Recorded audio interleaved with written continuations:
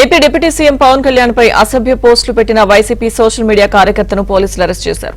Tirupati rural మండలం కొత్తూరుకు చెందిన హరిప్రసాద్ ను పాలకొల్లు పోలీసులు అదుపులోకి తీసుకున్నారు. అసభ్య పోస్టులపై పాలకొల్లు పోలీసులకు జనసేన నాయకులు ఫిర్యాదు చేయగా అతన్ని అరెస్ట్ చేశారు. పలు సెక్షన్ల కింద కేసు నమోదు చేసి స్టేషన్ కు తరలించారు.